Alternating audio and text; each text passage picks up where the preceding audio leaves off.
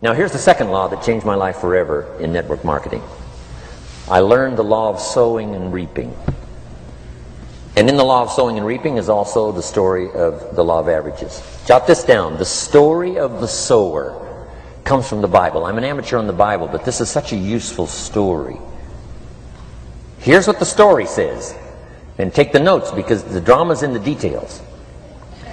The sower was ambitious. Evidently he was ambitious. When you read the whole story, you'll conclude, yes, this was an ambitious sower. Here was number two. He had excellent seed. The sower who sowed the seed had excellent seed. And the excellent seed can be an excellent opportunity, an excellent product, an excellent story. So we've got an ambitious sower with excellent seed. But now here's the rest of the details of the story.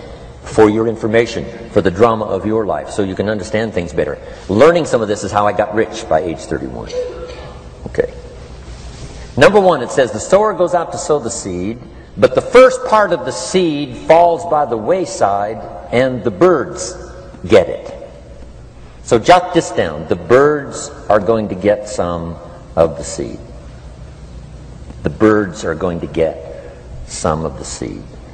Now you say, well, Mr. Rohn, what does that mean? Well, I invite John to come to a meeting. He said he'd be there Tuesday night. Tuesday night I show up, John isn't there. I say, John, I wonder why John didn't make it. Now I know the answer. The birds. The birds. John had this great idea of coming to the meeting to look at an opportunity, and somebody stole it and said, you're not going to go see network marketing. And he says, well, maybe not. So have you jotted that down now? The birds are going to get some. Now when the birds get some, you've got two options. Number one is to chase birds. And say, well, let me get a hold of the person that talked him out of coming to the meeting. I'll tear him a new page. But I wouldn't do this. Here's what happens if you go chasing birds. You leave the field. If you go chasing birds now, you leave the field, which is going to distract from your future, not add. So you can't chase birds and try to straighten this stuff out. Here's what it is. It's just one of those things. And here's the best comment when things are a little disappointing. Isn't that interesting? You just have to say, I thought sure he would be there. He promised me. He promised me. But I know it was the birds. And you just have to say, isn't that interesting? Now, here's the rest of the story. It says, the sower kept on sowing. See, that was the secret to his success. He kept on sowing. And if you keep sowing, you can sow more than the birds can get because there aren't enough birds. If you keep sowing, there are some birds, but there's not enough. Because the law of averages will work for you. My mentor taught me, he said, you know, Mr. Rohn, there's only 9 or 10 real nasty, miserable people in the whole world. Now he says they move around a lot, you know, and you're liable to... You'll bump into one once in a while. But when you bump into one, you say, there's only 9 more like you. I can handle that in the whole world. Okay. Now here's what else it says. The sower now keeps sowing the seed. Now the seed falls, the story says, on rocky ground where the soil is shallow. And the rocky ground where the soil is shallow is not of your making. Because you had excellent seed and you were an ambitious sower.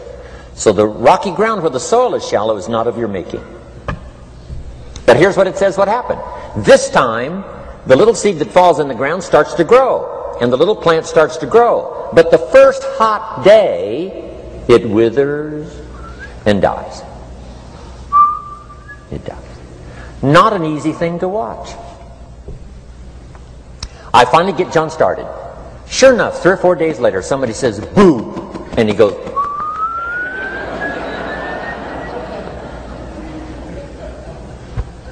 He's gone. Doesn't show up at the second meeting. And I say, I thought sure John would last a week. What happened? Jot this down. The hot weather is going to get some. And this is not of your making. Here's what you must say when that happens. Isn't that interesting? Wow. What can you do? The answer is nothing. You say, well, I'm going to try to change this. I wouldn't take that class. You know, the sun comes up in the east. Somebody says, why is that? I wouldn't spend much time on that. Just let that happen. Don't go for this why stuff. I'm giving you the answers here. The answers is in the structure and the consequences and in the deal. The answer is in the deal. Anything beyond that is not worth study. You say, well, how come some just last a little while? I wouldn't sign up for that class. Here's the answer. Some don't stay. You just have to jot that down. And when some leaves, you say, that's one of those that don't stay. Now you know what category to put them in. And you can't solve this now. You can't. It's like rearranging the seasons. You can't fool with that. All you can do is cooperate with the way things are set up. I didn't set it up. You say, well, it shouldn't be this way. Well, when you get your own planet, you can rearrange this whole deal. But on this planet, you're a guest. You got to take it as it comes. Now, here was the secret to the ambitious sower with good seed. It said he kept on sowing. Now, here's what he had to do to keep on sowing. He had to discipline his disappointment. This is a key phrase now to use the rest of your life. You must learn to discipline your disappointment, because you didn't set up the setup, and some are not going to stay, and that is not of your making. Now, if you made gross errors and you ran them off, see, that'd be different. Now, you're responsible for that. But if it's in the normal course of things, this is the way things are. Now, here's what it says. The sower keeps on sowing. Now it says the seed falls on thorny ground. And somebody says, well, how much of this do you have to go through? Well, hang on. It's not the end of the story now. Now the little seed falls on thorny ground. And now the little plant starts to grow again. But as the little plant starts to grow, the thorns choke it to death. And it dies. So jot this down. The thorns are going to get some. And that's not of your making. And what are these thorns? The story even called these little thorns, little cares, little distractions, little somethings. Who knows what all they are? I say, John, we had a meeting last night, you weren't here. John says, well, I can't make every meeting. I say, why not? You're part-time. He said, well, the screen door came off the hinges. And you just can't let your house fall apart. You got to take some time and fix things up. And I can hear the thorns going,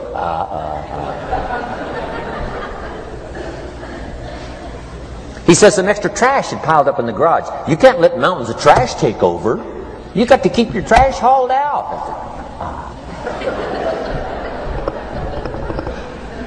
People who let little things cheat them out of big opportunities. People who let little things cheat them out of big opportunities. And you feel almost helpless. What could I do about that? And that's nothing. And you say, well, why is this? I'm asking you not to sign up for that class. Don't sign up for these why is this class.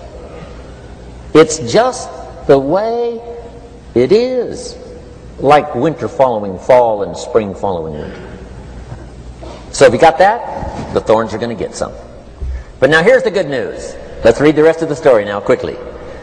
The sower now what? Keeps on sowing the seed. Keeps on sharing the story. Keeps on giving an invitation. Yes, the invitation can be more powerful for me as it was 1 year later than it was the first month. Because now I'm saying I'm making twice as much money part-time as I'm making on my full-time job. Yes, the story can be more powerful, but the law of average is still going to work. But now here's what the story said. Finally, the seed falls on good ground. Finally, the seed falls on good ground. Now put this in parentheses. It always will. If you keep sowing. If you share a good idea long enough, it will fall on good people. But now here's the rest of that story. Some of the good ground did 30%. And some of the good ground did 60%. And some of the good ground did 100%. You say, well, why the difference in numbers? I wouldn't sign up for that class. Go on. Have I said that often enough now? Don't register for that class. It's just the way it is. Now, I tried to get the 30s to do 60. Found out it was more than I could handle. I used to say, I'll make them successful if it kills me. I almost died. No, you can't do that. Here's what you do. Let the 30s do 30 to the best of their ability and keep doing 30, because that's how they build their lifestyle and get what they want out of life. And let the 60s do 60, and let the 100s do 100s. Now, how can you get some to do 100%? You got to go through all these experiences, and you got to talk